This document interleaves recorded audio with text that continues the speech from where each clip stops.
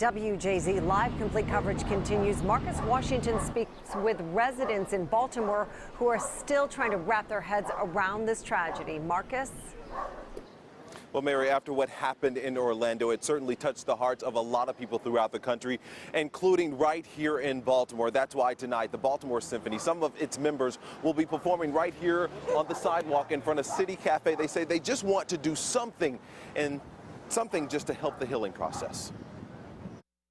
The massacre that took place inside the gay nightclub in Orlando has left the world in shock. How do you come in a place of happiness, a place of celebration, a place to have fun, and then just shoot? Kevin Holt is the 2016 Baltimore King of Pride and says that when he heard the news, he called everyone he knows in Orlando, including his friend Christina. I text her and text her and text her and text her, and no response. Kevin says his biggest fear became reality Sunday night with one phone call. I found out last night from her aunt that she was in the building and she got shot. With the massacre inside the gay club in Orlando being tied to ISIS and even the Muslim faith, many people within the gay community right here in Baltimore say their anger is not aimed at Muslims because they know that that vicious attack is not part of the Muslim faith. This is personally myself.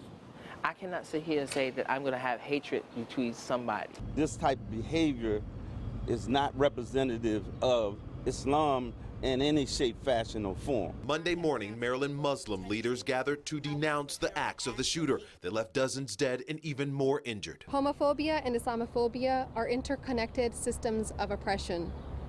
We cannot champion the rights of one community and ignore or remain silent on the rights of another. The result of these attacks should be love and unity and coming together of the American people. And right now, some of the members of the Baltimore Symphony have started to arrive. They will be performing right here on the sidewalk in front of City Cafe in Mount Vernon starting at 5:30, and they will play until 6:30. Reporting live tonight in Mount Vernon, I'm Marcus Washington, WJZ Eyewitness News. That's going to be poignant, Marcus. Thank you. And here's what you need to know about the massacre in Orlando. 49 people were killed in the attack, not including the gunman. 53 others are injured. The gunman, Omar Mateen, called 911 during the attack, pledging his allegiance to ISIS. He had been contacted by U.S. law enforcement at least twice in the recent years. There's no clear evidence the Orlando shooter was directed or part of any larger plot.